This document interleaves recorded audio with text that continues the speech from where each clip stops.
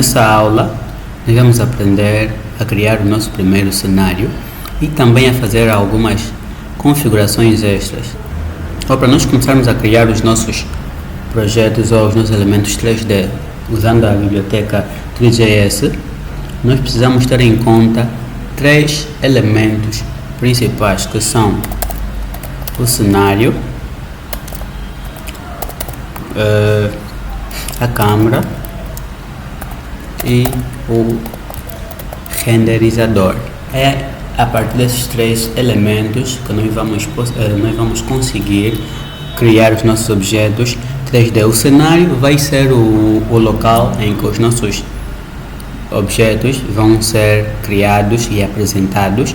A câmera vai representar o modo como nós vamos conseguir visualizar esses objetos, e o renderizador vai ser o elemento responsável por passar essa informação ao nosso arquivo ou ao nosso documento HTML, ou seja, ele vai pegar nas informações do cenário e da câmera e renderizar ou enviar para o nosso documento HTML.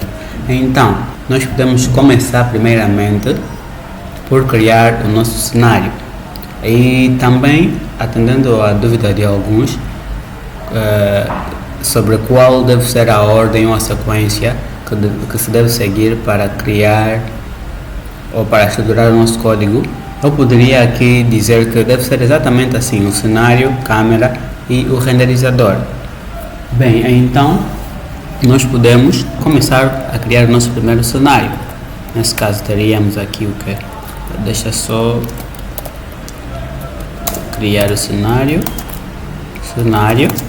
e vamos chamar uma variável aqui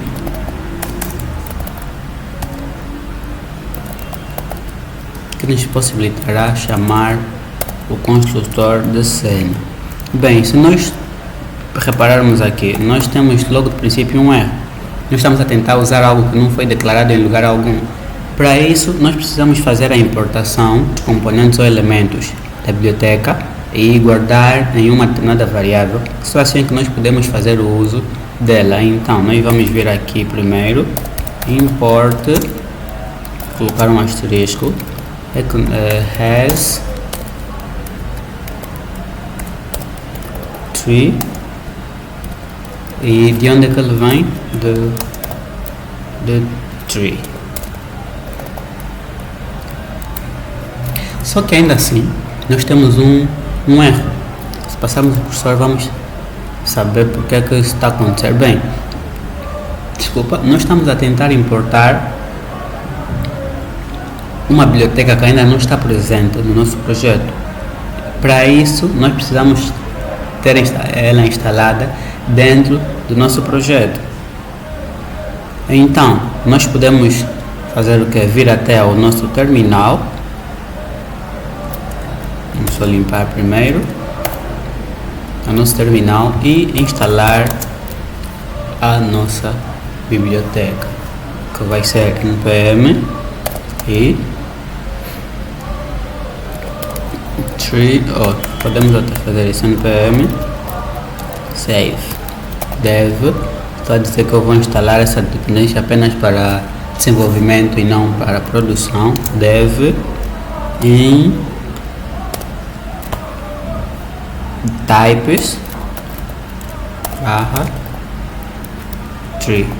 Bem, nós já conseguimos a instalação da nossa biblioteca tree, tanto que o erro aqui já sumiu, mas nós temos agora aqui um erro, não é nada grave, simplesmente porque escrevi errado, precisa ser.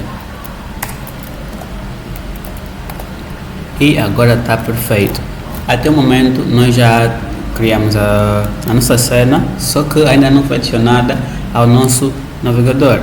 Também podemos adicionar uma cor de fundo para esse cenário. Podemos fazer agora ou mais tarde, de preferência fazermos depois, que é para nós termos assim a visualização do que está a acontecer realmente.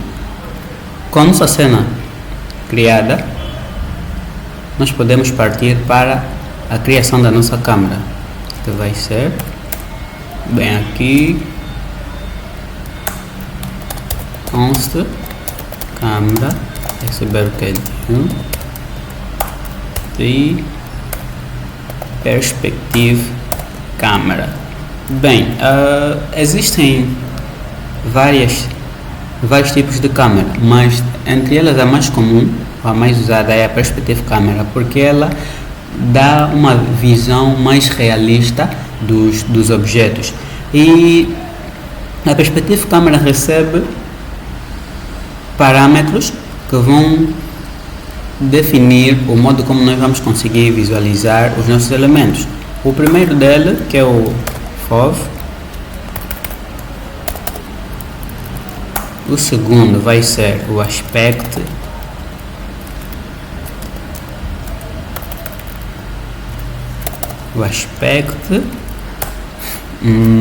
Depois vamos ter o near e o far. O que é que esses elementos vão representar? Se nós formos, deixa só fazer o seguinte, boa, nós temos aqui a nossa câmera com os respectivos elementos. Temos o FOV. O FOV na verdade vai ser o nosso campo de visão, que vai ser dado em graus. É como se fosse um ângulo que vai nos possibilitar, é um ângulo aplicado na vertical que vai servir como nosso campo de visão. Quanto maior for o ângulo, maior será o nosso campo de visão, e quanto menor será o campo de visão. Por exemplo, é como se nós tivéssemos um ângulo bem nessa proporção ou nessa direção, e que ele seria aplicado dessa maneira. Se o ângulo for maior será o campo de visão. Se o ângulo for menor, e vice-versa. E já o aspecto vai corresponder à altura e à largura do nosso modo de visualização, ou seja, daquilo que nós vamos visualizar. O near e o far vão corresponder aos planos de corte, ou seja, ao ponto mínimo e ao ponto máximo de visualização. Nesse caso seria mais ou menos o que? De onde eu começo a ver até onde eu consigo ver. Bem, no caso do near e far, todo objeto que for construído antes do near ou depois do far, esse objeto não será representado dentro da nossa cena. Apenas os elementos que estiverem nesse intervalo é que serão representados. Nós temos aqui, por exemplo, uma imagem que mostra um pouquinho quanto às perspectivas ou às projeções, nesse caso às câmeras, que temos a câmera perspectiva e a ortográfica. Se nós notarmos na perspectiva câmera, os objetos são visualizados de uma maneira mais realista. Por exemplo, nós temos que o objeto vermelho, ou a esfera vermelha, em relação à esfera amarela, há uma diferença, ou seja, o objeto vermelho parece estar mais distante com relação ao objeto amarelo.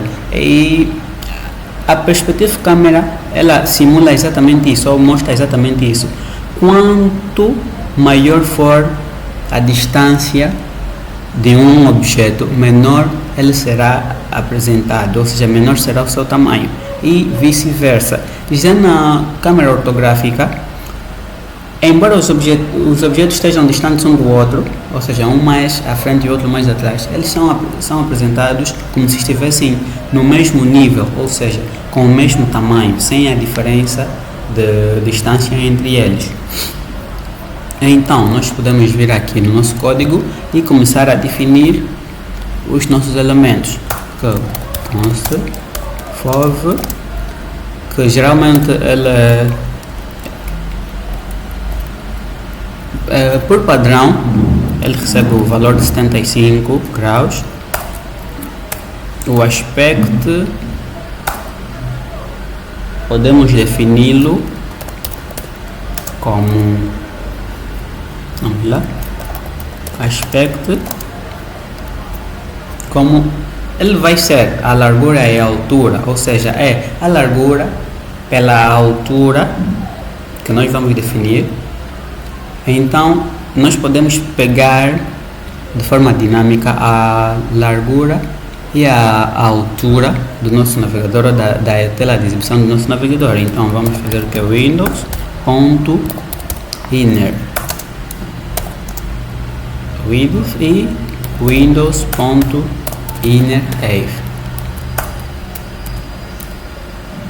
O que nós estamos a fazer aqui é como se nós tivéssemos, por exemplo, uma tela de 1080 por 800. Nesse caso teríamos o quê?